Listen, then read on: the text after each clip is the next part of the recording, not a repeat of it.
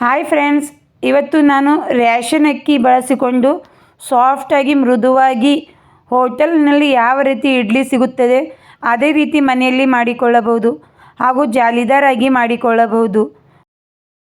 ನೋಡಿ, ರೇಷನ್ ಅಕ್ಕಿಯನ್ನು ತೆಗೆದುಕೊಂಡು ತುಂಬ ಸಾಫ್ಟಾಗಿ ಹೋಟೆಲ್ನಲ್ಲಿ ಯಾವ ರೀತಿ ಇಡ್ಲಿ ಸಿಗುತ್ತೆ ಅದೇ ರೀತಿ ಮಾಡ್ಕೋಬಹುದು. ನೋಡಿ, ನಾನು ಈ ಗ್ಲಾಸ್ನಿಂದ ಮೆಜರ್ಮೆಂಟ್ ಮಾಡ್ತಾ ಇದ್ದೀನಿ. ನೀವು ಯಾವುದಾದರೂ ಸರಿ ಅದರ ಮೆಜರ್ಮೆಂಟ್ನಿಂದ ಮಾಡಿಕೊಳ್ಳಿ.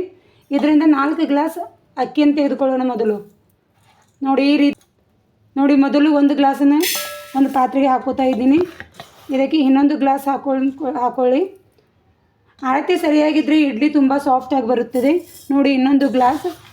ನಾನು ಇಲ್ಲಿ 4 ಗ್ಲಾಸ್ ಅಕ್ಕಿಯನ್ನು ತೆಗೆದುಕೊಂಡಿದ್ದೇನೆ ರೇಷನ್ದು. ನೋಡಿ, 3 ಗ್ಲಾಸ್. ಇದಕ್ಕೆ ಇನ್ನೊಂದು ಗ್ಲಾಸ್ ಹಾಕೋತಾ ಇದ್ದೀನಿ. ನೋಡಿ, 4 ಗ್ಲಾಸ್ ಅಕ್ಕಿ ತೆಗೆದುಕೊಂಡ್ರೆ ಸಾಕಾಗುತ್ತೆ. ಈ ರೀತಿ 4 ಗ್ಲಾಸ್ ಅಕ್ಕಿಯನ್ನು ತೆಗೆದುಕೊಂಡು ಇದು ಸುಮಾರು 3 ಅಥವಾ 4 ಸಲ ತೊಳೆದುಕೊಳ್ಳಿ. ಏಕೆಂದರೆ ರೇಷನ್ ಅಕ್ಕಿಯಲ್ಲಿ ಸ್ವಲ್ಪ ಗಲೀಜಿರುವುದರಿಂದ ಚೆನ್ನಾಗಿ 3 ಅಥವಾ 4 ಸಲ ತೊಳೆದುಕೊಂಡರೆ ಸಾಕಾಗುತ್ತದೆ. ನೋಡಿ ಫ್ರೆಂಡ್ಸ್, 1 ಗ್ಲಾಸ್ ಉದ್ದಿನ ಬೇಳೆಯನ್ನು ತೆಗೆದುಕೊಳ್ಳಿ. ಇದನ್ನು ಚೆನ್ನಾಗಿ 2 ಸಲ ವಾಶ್ ಮಾಡಿಕೊಂಡ್ರೆ ಸಾಕಾಗುತ್ತದೆ. ನೋಡಿ, ರೇಷನ್ ಅಕ್ಕಿಗೆ 1 ಗ್ಲಾಸ್ ಅವಲಕ್ಕಿಯನ್ನು ತೆಗೆದುಕೊಂಡಿದ್ದೇನೆ. ನೋಡಿ, ಈ ರೀತಿ ನಾವು ಯಾವ ಗ್ಲಾಸ್ನಿಂದ ಅಳತೆ ಮಾಡ್ತೀವಿ ಅದೇ ಗ್ಲಾಸ್ನಿಂದ 4 ಗ್ಲಾಸ್ ಅಕ್ಕಿ, 1 ಗ್ಲಾಸ್ ಉದ್ದಿನಬೇಳೆ, 1 ಗ್ಲಾಸ್ ಅವಲಕ್ಕಿ ಇವು 3 ಚೆನ್ನಾಗಿ ತೊಳೆದು ನೆನೆ ಹಾಕೋಣ. ನೋಡಿ, ಅಕ್ಕಿ ಎಲ್ಲ ಚೆನ್ನಾಗಿ ತೊಳ್ಕೊಂಡು ಬಂದ ನಂತರ ಅಕ್ಕಿ ಮುಳುಗುವಷ್ಟು ನೀರನ್ನು ಹಾಕೊಂಡ್ಬಿಡಿ. ಅಕ್ಕಿ ಎಲ್ಲ ನೀರು ಹಾಕಿದ ನಂತರ ಈ ರೀತಿ ಪ್ಲೇಟನ್ನು ಮುಚ್ಕೊಂಡು ನೆನೆಯಲು ಬಿಡಿ. ಅವಲಕ್ಕಿಗೂ ನೀರನ್ನು ಹಾಕೊಂಡು ಬಿಡಿ. ಇಲ್ಲಿ ಅವಲಕ್ಕಿಗೂ ಹಾಗೂ ಉದ್ದಿನ ಬೇಳೆಗೂ ನೀರನ್ನು ಹಾಕ್ತಾಯಿದ್ದೀನಿ. ನೀರು ಹಾಕಿದ ನಂತರ ಇದಕ್ಕೆ ಒಂದೊಂದು ಪ್ಲೇಟ್ ಮುಚ್ಚಿ ಸುಮಾರು 7 ಗಂಟೆ ನೆನೆಯಲು ಬಿಡಿ. 7 ಗಂಟೆಯ ನಂತರ ಯಾವ ರೀತಿ ನೆನೆದಿರುತ್ತೆ ನಾನು ತೋರಿಸ್ತೀನಿ. ನೋಡಿ, ಎಷ್ಟು ಚೆನ್ನಾಗಿ ಅಕ್ಕಿ, ಬೇಳೆ, ಅವಲಕ್ಕಿ ನೆನೆದಿದೆ. ನೋಡಿ, ಅಕ್ಕಿ ಮುಟ್ಟಿದರೆ ಪುಡಿಯಾಗಬೇಕು. ಆ ರೀತಿ ಸುಮಾರು 7 ಅಥವಾ 8 ಗಂಟೆಗಳ ಕಾಲ ನೆನೆ ಹಾಕಬೇಕು. ನೋಡಿ, ಅವಲಕ್ಕಿನೂ ತುಂಬ ಚೆನ್ನಾಗಿ ನೆನೆದಿದೆ. ನಾವು 4 ರಿಂದ 5 ಗಂಟೆ ನೆನೆಸಿದರೂ ನಡೆಯುತ್ತದೆ. ನಾವು 8 ಗಂಟೆ ನೆನೆಸಿದರೆ ತುಂಬ ಒಳ್ಳೆಯದು. ನೋಡಿ, ಎಷ್ಟು ಚೆನ್ನಾಗಿ ನೆನೆದಿದೆ. ಇದನ್ನು ರುಬ್ಬಿಕೊಳ್ಳಬೇಕು. ನಾವು ಇದನ್ನೆಲ್ಲ ಚೆನ್ನಾಗಿ ರುಬ್ಬಿಕೊಳ್ಳೋಣ. ನೋಡಿ, ಮೊದಲು ಉದ್ದಿನ ಬೇಳೆಯನ್ನು ಮಿಕ್ಸರ್ ಜಾರಿಗೆ ಹಾಕಿಕೊಳ್ಳಿ. ಸ್ವಲ್ಪ ಸ್ವಲ್ಪ ಹಾಕಿಕೊಂಡು ಸ್ವಲ್ಪ ನೀರನ್ನು ಹಾಕಿ ನುಣ್ಣಗೆ ರುಬ್ಬಿಕೊಳ್ಳಿ. ಈ ಇಡ್ಲಿ ಹಿಟ್ಟನ್ನು ಗಟ್ಟಿಯಾಗಿ ರುಬ್ಬಿಕೊಳ್ಳಬೇಕು. ಏಕೆಂದರೆ ನಾವು ದೋಸೆ ಹಿಟ್ಟನ್ನು ಸ್ವಲ್ಪ ತೆಳು ಆದರೆ ನಡೆಯುತ್ತದೆ. ಈ ರೀತಿ ಉದ್ದಿನ ಬೇಳೆಯನ್ನು ನುಣ್ಣಗೆ ರುಬ್ಬಿಕೊಳ್ಳಿ. ನೋಡಿ, ಎಷ್ಟು ಚೆನ್ನಾಗಿ ಬಂದಿದೆ. ಇದೇ ರೀತಿ ಉದ್ದಿನ ಬೇಳೆಯನ್ನು ನುಣ್ಣಗೆ ರುಬ್ಬಿಕೊಳ್ಳಬೇಕು. ನೋಡಿ, ಸ್ವಲ್ಪನೂ ಇದರೊಳಗೆ ಬೇಳೆ ಇರಬಾರದು. ಈ ರೀತಿ ನುಣ್ಣಗೆ ಪೇಸ್ಟ್ ಬಂದ ನಂತರ ಒಂದು ಪಾತ್ರೆಗೆ ಹಾಕಿಕೊಳ್ಳಿ. ಮಿಕ್ಕಿರುವ ಉದ್ದಿನ ಬೇಳೆಯನ್ನು ರುಬ್ಬಿಕೊಂಡು ಹಾಕಿಕೊಳ್ಳಿ. ಇದಕ್ಕೆ ಮೊದಲೇ ನೆನೆಸಿರುವ ಅವಲಕ್ಕಿಯನ್ನು ತೆಗೆದುಕೊಂಡು ಅದೇ ಮಿಕ್ಸರ್ ಜಾರಿಗೆ ಅವಲಕ್ಕಿಯನ್ನು ಹಾಕಿಕೊಳ್ಳಿ. ಹಾಕಿ ಇದನ್ನು ಚೆನ್ನಾಗಿ ರುಬ್ಬಿಕೊಳ್ಳಬೇಕು. ನೋಡಿ, ಇಷ್ಟೊಂದು ಹಾಕಿಕೊಂಡು ನುಣ್ಣಗೆ ರುಬ್ಬಿಕೊಳ್ಳಿ.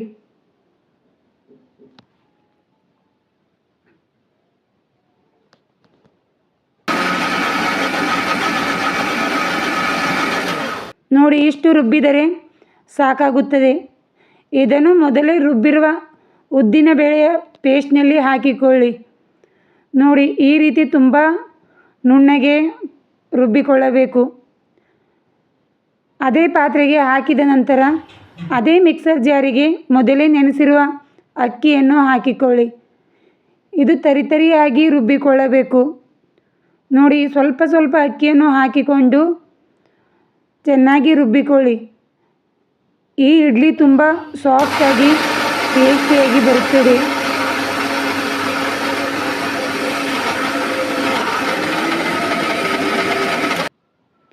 ನೋಡಿ, ಈ ರೀತಿ ರುಬ್ಬಿದ ನಂತರ ಒಂದು ಸಲ ಚೆಕ್ ಮಾಡಿಕೊಳ್ಳಿ.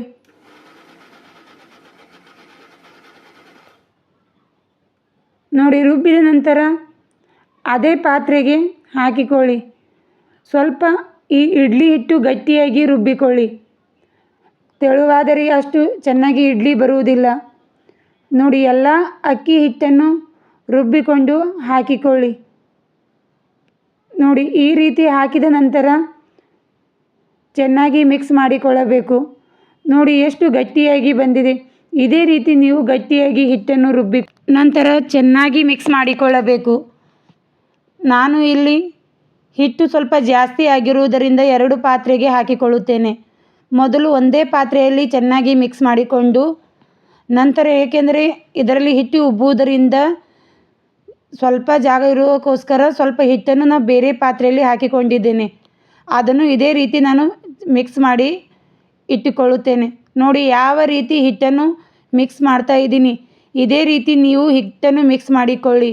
ಸುಮಾರು 5 ನಿಮಿಷ ಹಿಟ್ಟು ಮಿಕ್ಸ್ ಮಾಡಿದರೆ ಸಾಕಾಗುತ್ತದೆ.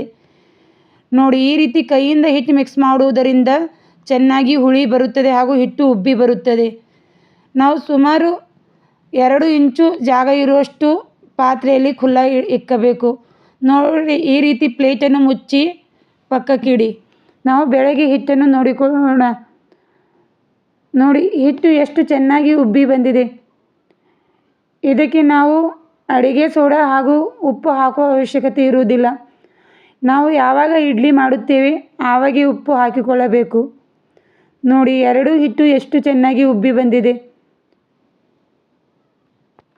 ನೋಡಿ, ಇವಾಗ ಸ್ವಲ್ಪ ಹಿಟ್ಟನ್ನು ತೆಗೆದುಕೊಂಡು ಇದಕ್ಕೆ ರುಚಿಗೆ ತಕ್ಕಷ್ಟು ಉಪ್ಪನ್ನು ಹಾಕಿಕೊಳ್ಳಿ.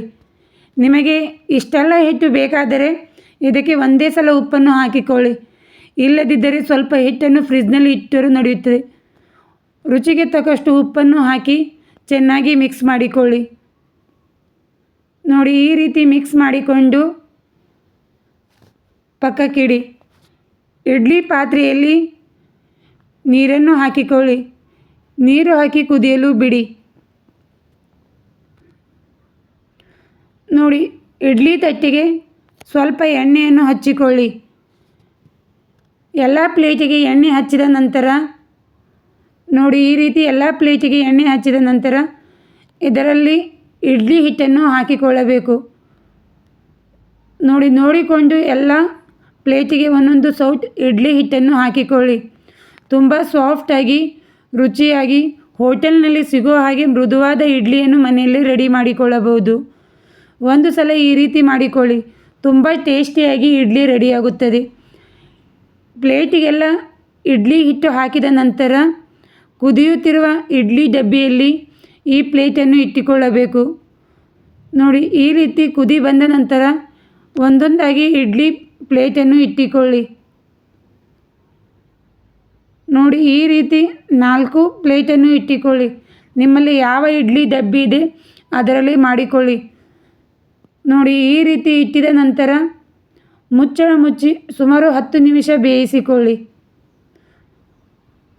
ನೋಡಿ, 10 ನಿಮಿಷ ಬೇಯಿಸಿಕೊಂಡರೆ ಸಾಕಾಗುತ್ತದೆ. ಇಡ್ಲಿ ತುಂಬ ಸಾಫ್ಟಾಗಿ ರೆಡಿಯಾಗುತ್ತದೆ.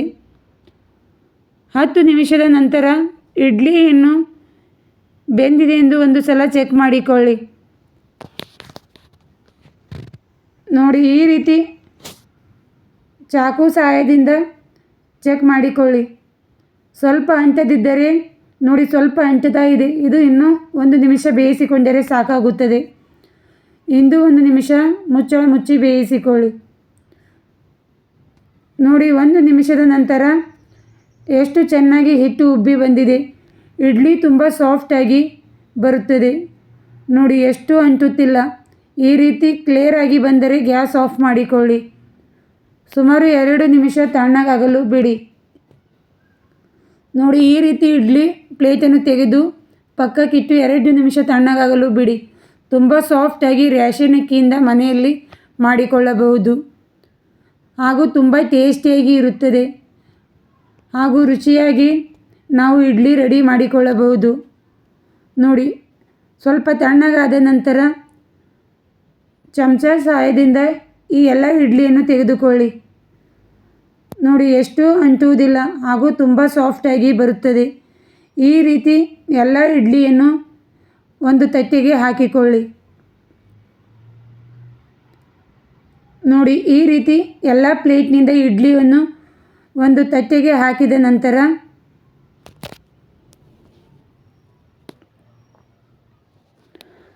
ನೋಡಿ ಈ ರೀತಿ ತಟ್ಟೆಗೆ ಹಾಕಿಕೊಳ್ಳಿ. ತುಂಬ ಸಾಫ್ಟಾಗಿ ರುಚಿಯಾಗಿ ಈ ಇಡ್ಲಿ ಮಾಡಿಕೊಳ್ಳಬಹುದು. ಒಂದು ಸಲ ಈ ರೀತಿ ರೇಷನ್ ಅಕ್ಕಿಯಿಂದ ಇಡ್ಲಿ ಮಾಡಿ ನೋಡಿ, ನಿಮಗೆ ತುಂಬ ಇಷ್ಟವಾಗುತ್ತದೆ. ನೋಡಿ ಎಷ್ಟು ಸಾಫ್ಟಾಗಿ ರೇಷನ್ ಅಕ್ಕಿಯಿಂದ ಇಡ್ಲಿ ಬಂದಿದೆ. ಈ ಇಡ್ಲಿ ರೆಸಿಪಿ ನಿಮಗೆ ಇಷ್ಟವಾದಲ್ಲಿ ಲೈಕ್ ಮಾಡಿ, ಫ್ರೆಂಡ್ಸ್ ಹಾಗೂ ಫ್ಯಾಮಿಲಿಗೆ ಶೇರ್ ಮಾಡಿ, ನನ್ನ ಚಾನಲ್ಗೆ ಸಬ್ಸ್ಕ್ರೈಬ್ ಆಗಿ. ಒಂದು ಸಲ ರೇಷನ್ ಅಕ್ಕಿಯಿಂದ ಇಡ್ಲಿ ಮಾಡಿಕೊಳ್ಳಿ, ನಿಮಗೆ ಇಷ್ಟವಾಗುತ್ತದೆ.